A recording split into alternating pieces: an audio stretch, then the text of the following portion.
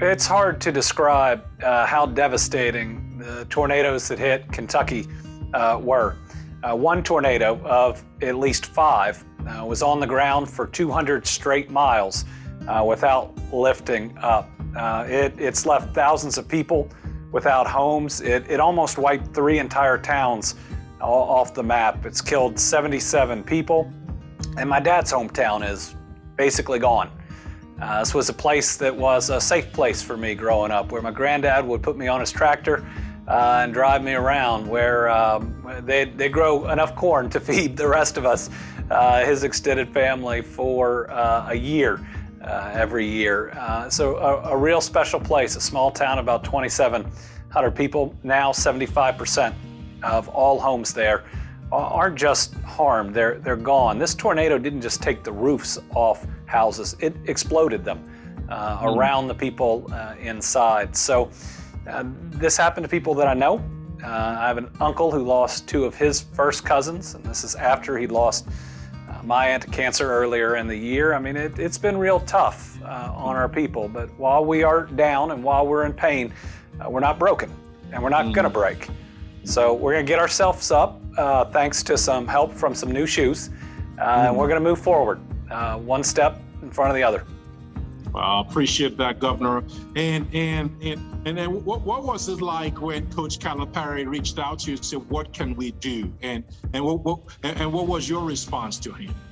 Well, Coach Cal has been so supportive, whether it's during the pandemic or after this devastating tornado events. He truly views himself as a Kentuckian, and he wants to help when people are hurting. He wants to be a role model. He wants to be responsible, and it was really special. He said, "I want to figure out something I can do that'll lift people's spirits and help them out while not being in the way of the cleanup." And so when he came with this offer with you, Manny, with Samaritan's Feet, and said, "We want to bring up to 15,000 shoes and slides down. We want all the kids and the adults to be able to put on a new pair of shoes, because they've lost not just their shoes, they've lost everything that were in their closets." It was special, and Coach Cal's loved in this state. When you coached the University of Kentucky and you brought home a national championship, one that I was fortunate enough to be at, with a beloved team, you've taken the team to such incredible heights. Just seeing him, and you were there, was so special for these folks. And the way we were able to do it, just to be able to walk around and talk to people individually. You know, these are folks that may have watched Cal on TV, right? And they love their cats. And here they were getting to have a one-on-one conversation with them. And what he was telling each and every one of them was that he cared about them. Pretty special. That's right. And that's what I saw about you. You know, I've heard about you, I knew about you, but meeting you first time, I saw a whole different side. To realize, to be able to have a steward of that state that cares, a governor of that state that's just not a governor in status, but a governor from the perspective of as a shepherd of the state. And to see how you love the people, how you communicate, how the people you met that day, was there any that just kind of jump out at you? I know there was a little boy that I saw you put shoes on. I came over to help you, and I saw him take off running. What do you think that was like for him? That was incredible. That made my day that day. I have about 3 separate memories over about 3 days. So this is a kid that was staying at the state park, meaning their house or what they were renting was gone. Kid probably didn't have a lot to begin with, and everything he had gone. It had been through a traumatic event where his home was destroyed, and we pulled out those blue shoes, those sneakers, and his eyes lit up, and you and I each put a shoe on him. I made a joke that if being governor didn't work out, I was going to Foot Locker. And he stood up, smiled, and ran a lap. A kid that just, days before had been through something awful, was having a pure moment of joy.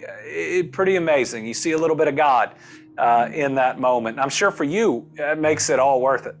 Oh, I tell you, it made it all worth it for me to see the joy, to see the mom happy, to see people around there just be able to look forward with hope. I think that's something that made my day. And coming back home on that flight that day, it made me realize how special the great state of Kentucky was. And I met a lady called Veronica, Governor, and she said, she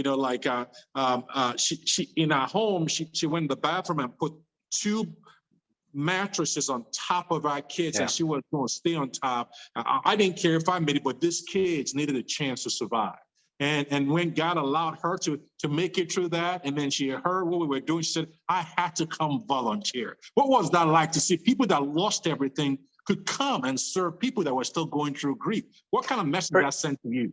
Pretty incredible. So that second state park we were in is Penny Ryle, and that's the park that we're housing people from Dawson Springs, my dad's hometown, a place I spent about 2 weeks a year for the first 15 years of my life. There are 4 employees of that park whose homes were destroyed. And so they are staying at that park now. Where they worked is now their home. And they're opening up the kitchen. They are working every single day for the other people around them. And it's just incredible. And they're so upbeat about it. And they were all different ages, from Austin, who had to be, maybe 20, to a lady who was in her 50s.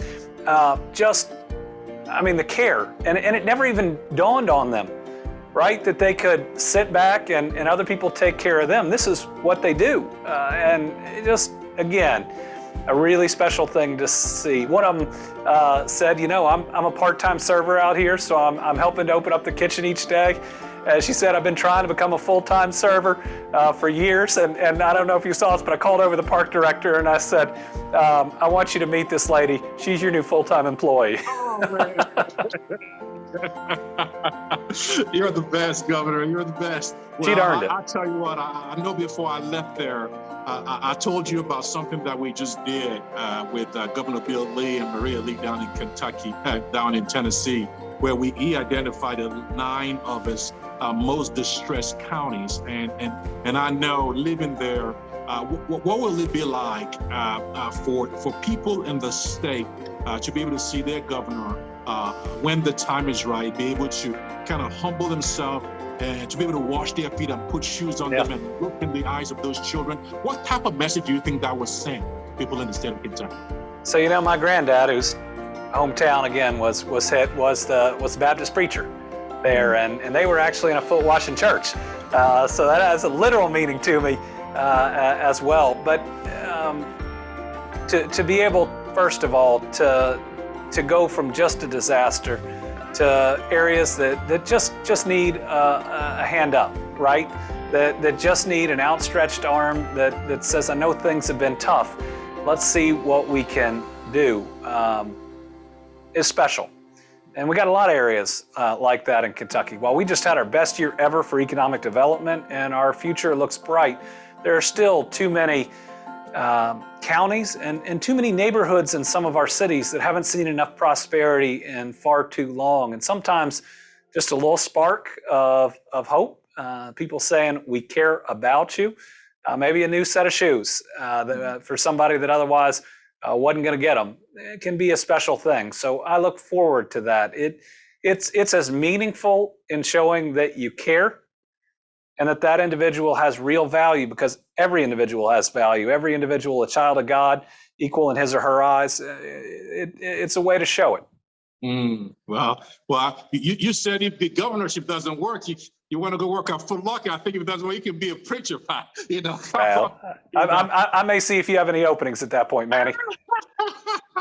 Like I said to you, this is going to go to people all over the world. If there was one message to be able to live with them from the heart and from the seat of Governor Andy Beshear, what would you like to say to him to come to Kentucky, come be a part of helping to get back on his feet and let's go do great and mighty things that are already in store? What would that message be to people listening? Well, the last 2 weeks, we have seen hurt and death and devastation, but we have also seen love. Incredible outpourings of love from all over the country. And we've seen the silliness and the things that we've been fighting about for years just disappear. And pure love for our neighbor shine through. These are the types of people that we are supposed to be. Ones that care about our neighbors' health and well-being more than we care about whether we're right in the argument that we're arguing with them. So we've seen the best of the best from our country and from our world, and I hope that that goodness that people have shown towards us can continue to shine through, and to everyone from anywhere else that has come to help us out, we will be there in your time of need.